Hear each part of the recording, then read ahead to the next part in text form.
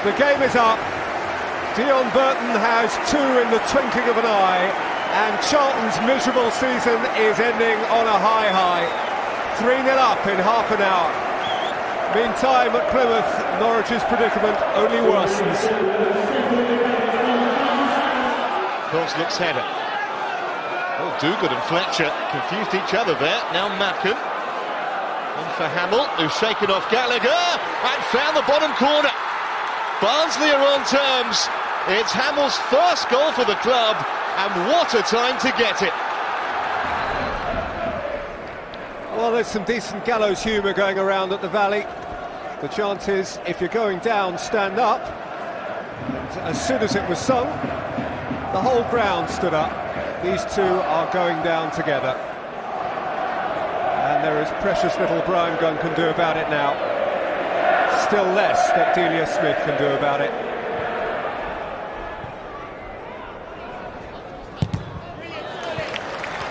Blocked by Solly.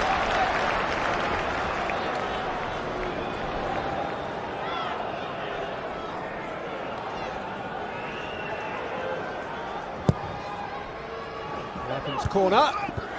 Right back across the face and in. And Norwich have something to cheer them on what may be their darkest day. Alan Lee got a touch right on the line and would appear to be claiming it. Some of those smiles are a mite wry, but it is Lee's goal, and it means Norwich need only 3 more.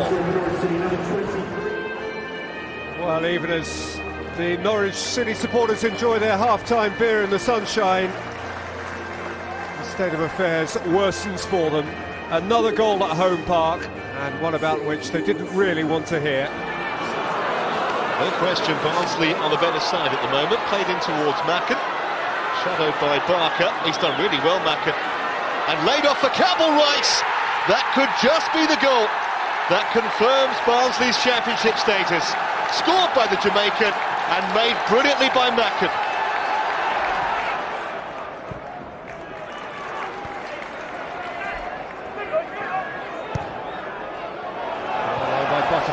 Sam's after it. He's got away from this man. Lloyd Sam. Burton! Hat-trick! That's the way to end your season. Dion Burton, who had scored twice for Charlton before today, has scored 3 goals on the day. And Charlton are 4-1 to the good. Smashing work from Lloyd Sam. And not a bad finish as he tumbled from Dion Burton. As he went to ground, he wrapped his right foot around it. Lapin. Free kick in favour of McDonald, foul by Hudson.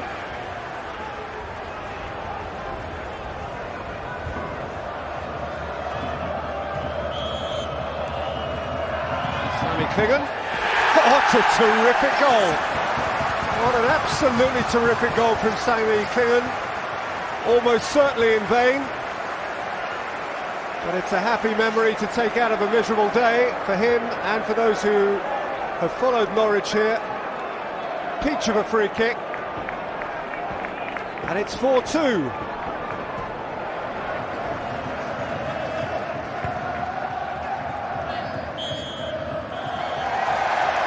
So that, for Norwich, is that 4 years after they dropped out of the Premier League under Brian Gunn, they drop out of the Championship too, and for the first time since 1960, Norwich City, overseen by Delia Smith, and their bright, loyal, large and noisy support will have to witness week-by-week football at the 3rd tier of the English game. Charlton are going down 2 despite a hat-trick from Dion Burton on the day, and Brian Gunn is insistent that the players should go and thank the supporters for coming such a long way for such a painful day. And all of that means that the news for Barnsley down at Plymouth is grand news. They needn't have worried, as it turned out. Simon Davies' Yorkshire Warriors had already done enough, and they have done more today. It is Norwich who follows Southampton and Charlton down into League One. I've just said to the players there, that's the worst experience, or one of the worst experiences as a football player you'll ever have. That, and the day they tell you you're no longer fit enough to play football. So I've told them to go away in the summer and have a good think about what they've contributed to this season. Gut-wrenching is probably the best word to use today. We just feel deeply, deeply sorry. We're hurting. It means everything to us, and we feel very bad for our supporters because they are the real Norwich City Football Club, not us. I'm proud of every player, and it was important that we stayed in this division. I always believed, and I said for the last 6 to 8 weeks, that we would stay in this division, and that's what we've done. And every one of those players, from the first minute, all 16 players that were involved today, and the players that we've left behind, have been magnificent and contributed. Now, Burnley, Cardiff and Preston were all hoping this wouldn't be the last day of their season. We'll find out who plays on in the playoffs next, and look back at a day of highs and lows in League One. Now, last week's late win for Alan Irvine's Preston at Birmingham kept the Lily-Whites in the playoff picture. It also gave them a chance to spoil the top 6 hopes of local rivals Burnley, while Cardiff were also in with a strong shout of a playoff place. 3-2 then. Here's what happened. 27.5 miles have always divided Burnley and Preston. 2 points separated them at kick-off on final day. Could both use home advantage at Cardiff's expense, while the Welsh side toiled on the other side of the Pennines. Playing catch-up eased the equation for Preston, beat QPR and Hope. Late in the first half, they struck first. John Parkin's poach saw the white side of Lancashire steal a march on their neighbours, but not for long. Burnley's slip below the playoff dotted line lasted just 5 minutes before Wade Elliott was barged over by Bristol City's Jamie McAllister.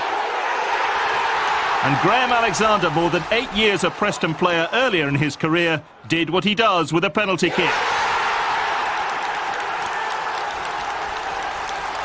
And before half-time, Burnley had all but sealed their own fate. Stephen Caldwell's header dispatched by Elliott. This 3-horse race had a clear pace-setter. Now it was Cardiff who needed to respond at Sheffield Wednesday. Roger Johnson did just that, his misfortune more than matched by Darren Pearce. Into the second half, and Welsh worries eased by another Preston old boy in no mood for favours.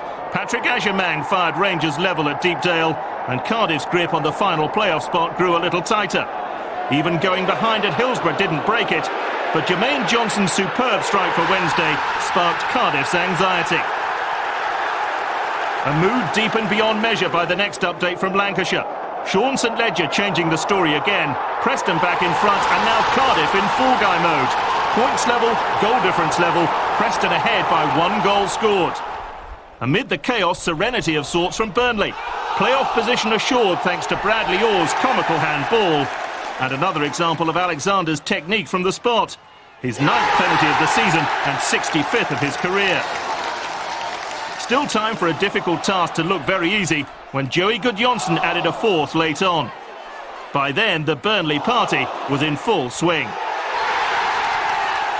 But celebration was almost stalled for good down the road in the 3rd minute of stoppage time. Darren Carter spared Preston the cruel final twist, and seconds later it was all over by the narrowest possible margin. 12 points from the last 12 had done it for Preston. 1 point in the same period had cost Cardiff dear. Heartache for South Wales, a north-west double which could result in a joint day out at Wembley. Preston meet Sheffield United starting at Deepdale on Friday. A day later, Burnley's very long season continues at home to Reading. I think it's 58 games now already. We've used the fewest amount of players in the Championship. So we don't have quantity in terms of players, but what we do have, undoubtedly, we have quality. And I've shown that then today again. And if they can go and replicate that in both games against Reading, that will serve as well. You know, 2 goals. It was my twins' birthday today. They're 10 years old today, and they asked for a goal each. So hopefully they'll be happy with me tonight. They're a fantastic bunch of lads. They're very receptive to everything that we work on.